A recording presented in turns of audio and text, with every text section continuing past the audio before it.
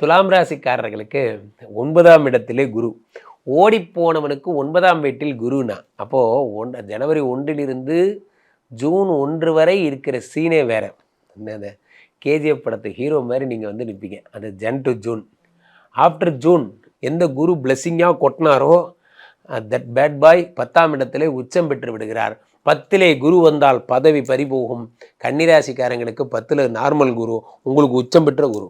After June துலாம் ராசிக்காரர்கள் வேலை இருந்தால் அது ஒரு மிகப்பெரிய சாதனை, அகில உலக சாதனை அது. அப்போ துலாம் ராசிக்காரர்கள் என்ன ஆனாலும் சரி, இந்த ஜூனுக்கு அப்புறம் தயவு செய்து கம்பெனி மாற்றம், இடமாற்றம், தொழில் மாற்றம், வியாபார மாற்றம், பிஸ்னஸ் மாற்றம் எதையும் பண்ணாதீங்க, பண்ண மாட்டிப்பீங்க.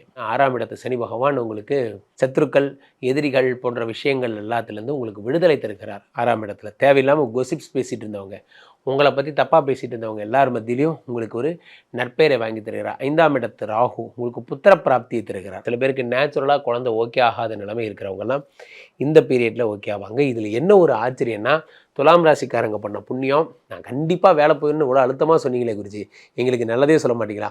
உங்களுக்கு இந்த நாள ஒரு பாதிப்புமே ஏற்படாது. அதான் இதில் ஆச்சரியமே. ஏன்னா இந்த குரு 2ஆம் இடமாகப்பட்ட தனத்தை பார்த்துறார், 4ஆம் இடத்தை பார்த்துடுறார், 6ஆம் இடத்தை பார்த்துடுறார். இப்போ தான் நீங்கள் கடன் அடைப்பீங்க. மை டாக்ஸிக் என்விரான்மெண்ட்லேருந்து நான் வெளியே வந்து ஹாப்பியாக இருக்கேன்னு சொல்லுவீங்க.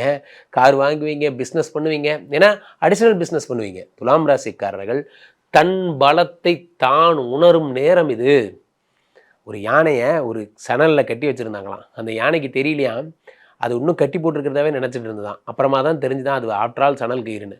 அத்திட்டு வந்து அது பாட்டுக்கு யானை ஜாலியாக இருந்ததா. அந்த மாதிரி தான் உங்களை கட்டி போட்டு வச்சுருந்த அந்த கட்டெல்லாம் உடைய போது தனித்து செயல்பட போகிறீர்கள், வெற்றியும் பெறப்போகிறீர்கள்.